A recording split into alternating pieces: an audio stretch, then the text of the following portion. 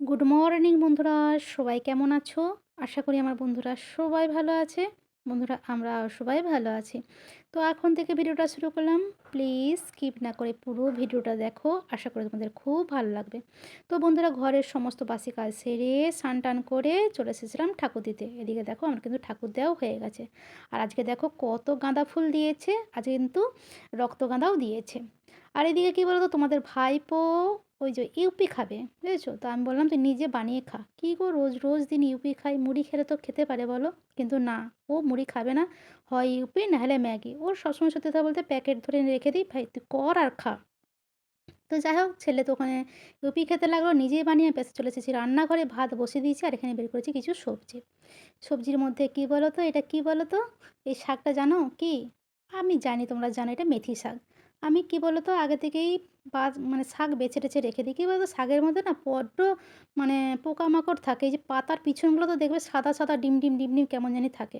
শাক খেতে তো ভালো লাগে, সত্যি কথা বলতে আমার ঘৃণাও লাগে, জানো তো। তো যাই হোক, সব শাকগুলোই আজকে করবো, বুঝেছো তো। শাক তো ভাজলে দেখবে একদম একটুখানি হয়ে যায়। আর এখানে কী বলো তো, একটু শিম, একটু বেগুন, একটু কাঁচা টমেটো বের করেছি। তো চলো কুটে রান্নাটা করে নিই। তো দেখো বন্ধুরা, আমার কিন্তু রান্না হয়ে গেছে। রান্না করেছি মেথি শাকটা বেগুন দিয়ে। দেখতে পাচ্ছ কতগুলো মেথি শাক একটুখানি হয়ে গেছে, বাটি ভর্তিও হয়নি। আর শিম ভাজা, আর রয়েছে এইটাই কাঁচা টমেটোর ঝোল। রঙটা দেখে পছন্দ হচ্ছে না কি, তাই তো? রঙটা দেখে না পছন্দ হলো, এটা কিন্তু খেতে খুব সুন্দর হয়। কাঁচা টমেটো, আলু, সয়াবিন দিয়ে করেছি, জিরে বাটা দিয়ে, ধনে গুঁড়ো দিয়ে। আর অবশ্য রয়েছে ভাত। ভাতটা বাড়তে লেগেছি আর তোমাদের ভাইপো এসে হাজির। তোমাদের ভাইপো ব্যাংকের কাজে গিয়েছিল, ও বলেছিল ব্যাংকের কাজ সেরে ও দোকানে চলে যাবে, কিন্তু ও দেখো ব্যাংকের কাজ সেরে কিন্তু দোকানে না গিয়ে ঘরে চলে এসেছে। যে আমাকে যে ভাত বাড়ছো, আমি বলছি হ্যাঁ। বলছি তাহলে আমারও বেড়ে নাও। তাহলে ভালোই হলো, একা একা খেতে হবে না। অ্যাকচুয়ালি কী বলো তো, কদিন ধরে মা ছেড়েই খাচ্ছি তো, একটা অভ্যাস হয়ে গেছে, বুঝেছো তো। তো যাই হোক, তোমাদের ভাইপোকে তো ভাত ধরে দিয়েছি আর আমিও ভাতটা ধরে নিলাম। তবে কিন্তু আমার মেথি শাক ভাজা দিয়ে খাওয়া হয়েই যাবে। আর শিম ভাজা দিয়ে খাওয়া যায়, তাও তো তোমাদের ভাইপোকে আজকে জোর করে শিম ভাজা দিয়েছি, যে শিম ভাজাটা খা। দেখা যাক বাবু শেষকাল পর্যন্ত কি করে, খায় কি না খায়। আর অবশ্যই আমি নিয়েছি একটা কাঁচা লঙ্কা আর অল্প করে নুন। তোমাদের ভাইপো বলছে মেথি শাক ভাজাটা আমার খুব সুন্দর হয়েছে, তবে শিমটা কিন্তু আমার ভালো লাগে না, শিমটা তুমি খাও। বলছি কেন রে বাবা, খা না, সবই ভালো লাগবে। বলছে এটা কী তরকারি করেছো? আর আমার শুধু পিছনে লাগছে, বুঝেছো তো। ও তো পিছনে লাগার মাস্টার। তবে সত্যি কথা বলতে ছেলে পিছনে লাগে বলে আমার টাইমটাও কেটে যায়, বুঝেছো তো।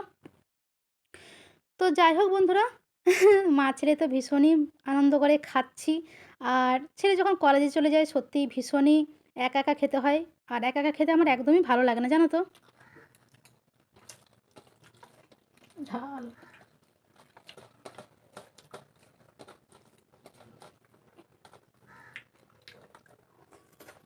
আবার হুম। আবার কি আবার হয়েছে?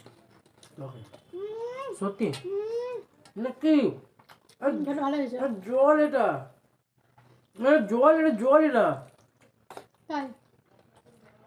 তাই এটা জল? হুম, সেটাই। হলুদ জল করে মিক্স করে দিয়েছে। সেটাই। তো যাই হোক বন্ধুরা, এই ছিল আমাদের আজকের ভিডিওটা ভালো লাগলে অবশ্যই লাইক কমেন্ট শেয়ার করো। আর সবাই ভালো থেকো, সুস্থ থেকো।